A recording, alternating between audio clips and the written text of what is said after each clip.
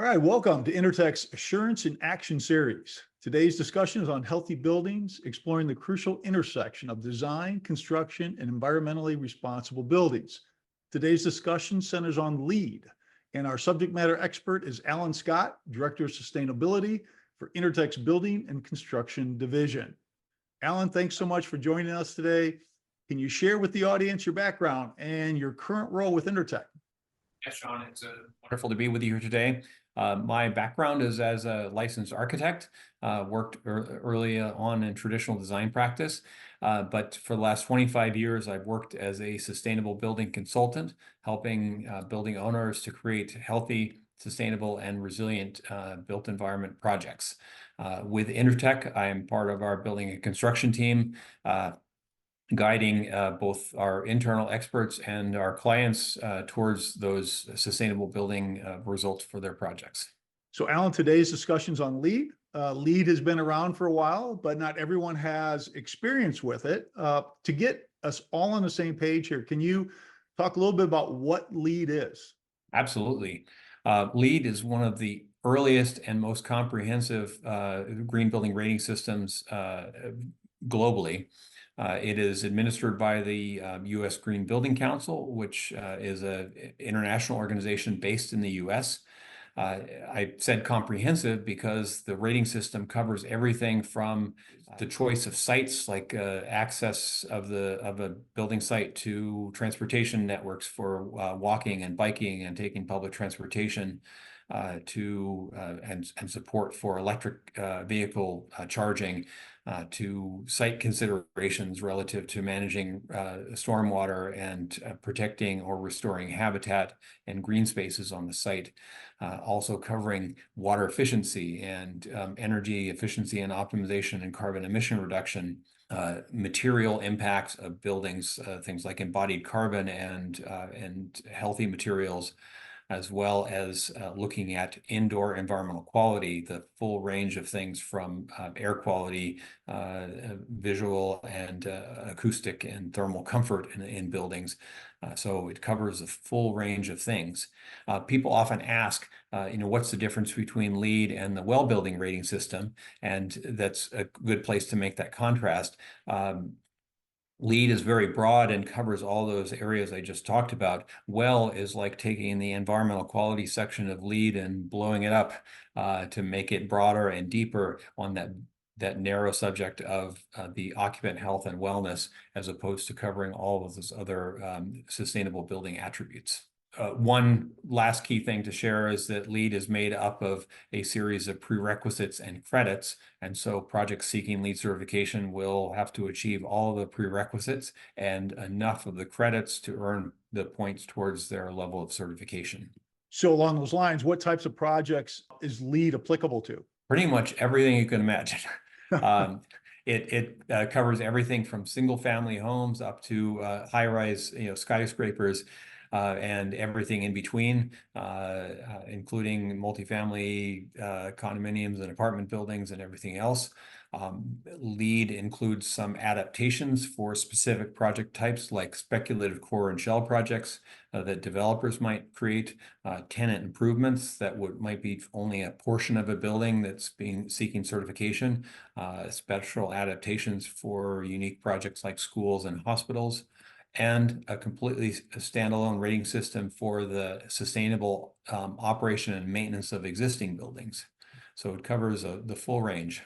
So what are the benefits of LEED? When we talk about LEED, where does this really pay off for folks? I think about it in three ways.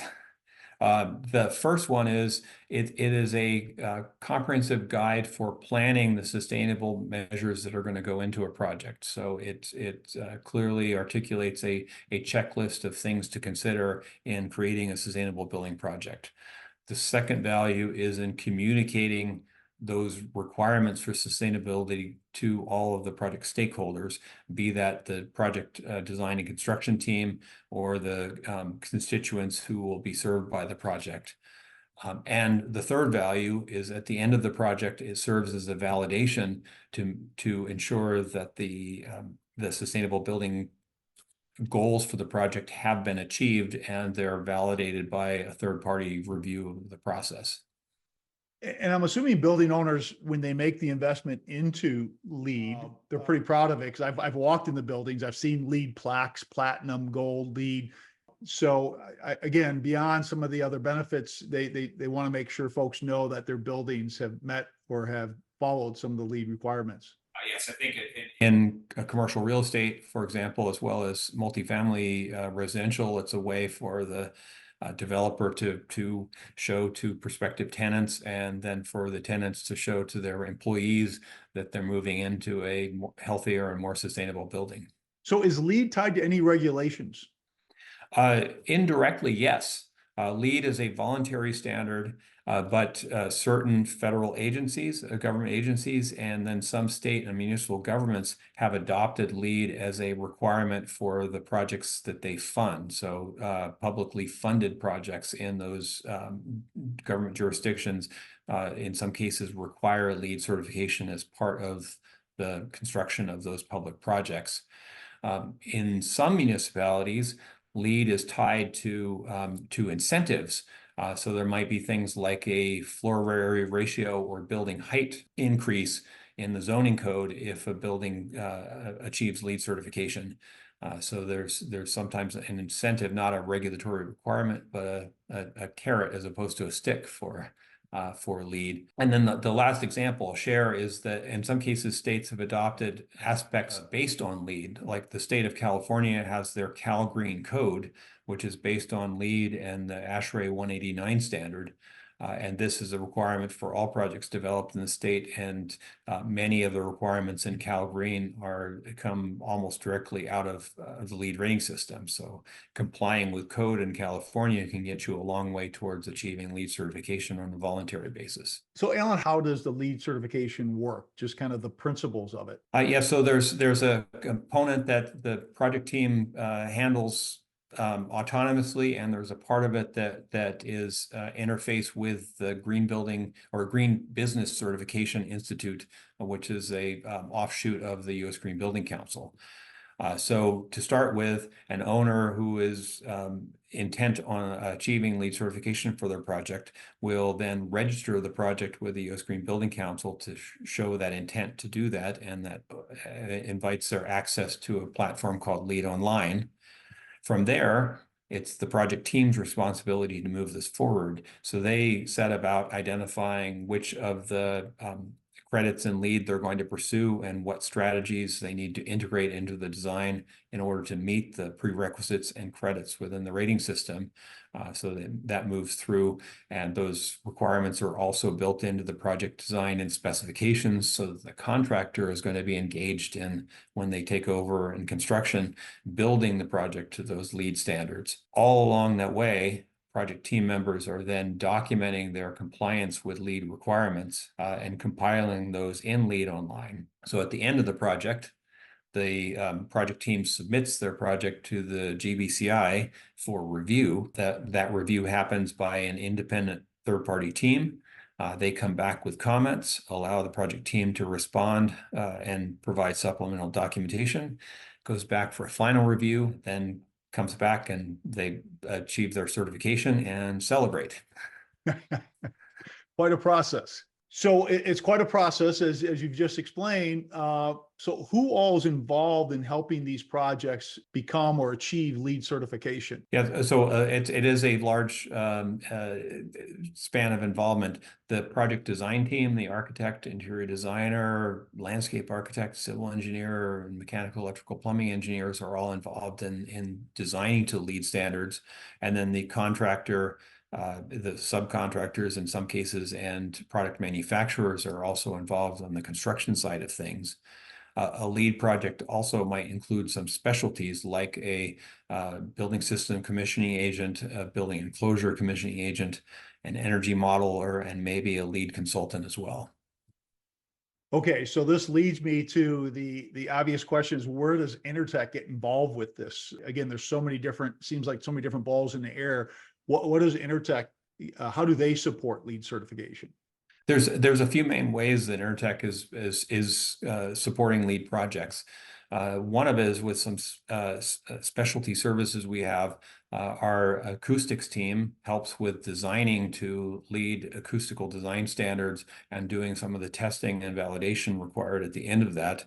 Our environmental team performs indoor air quality assessments that are part of a specific credit in LEED.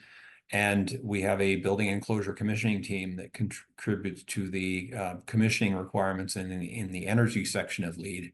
So those are three of the main ways that Intertek supports projects.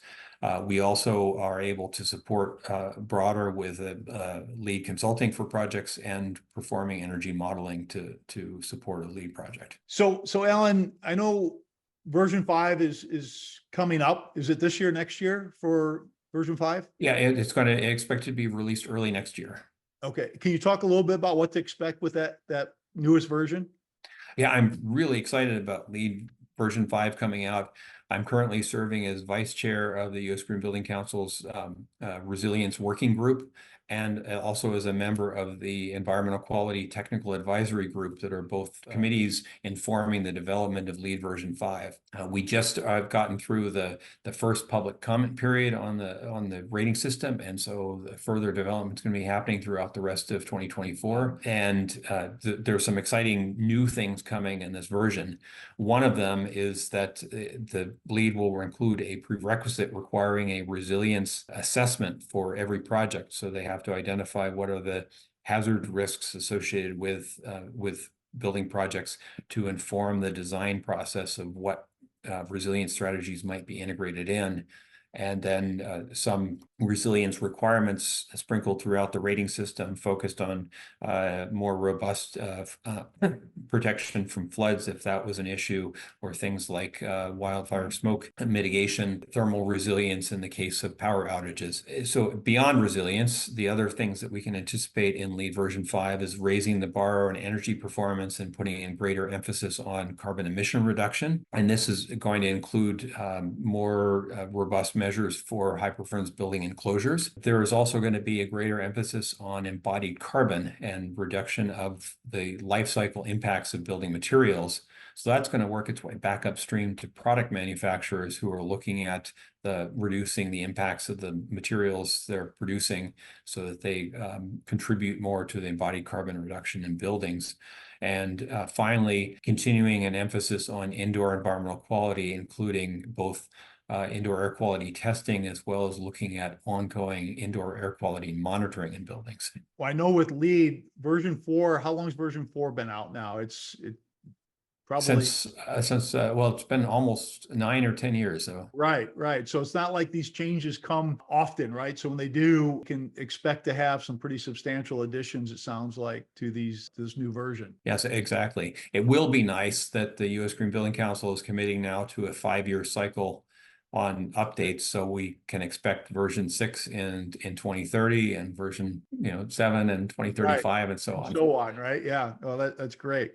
Well, Alan, I really appreciate your time. This has really been great information. Is there anything that I didn't ask you that you'd like to share with our audience?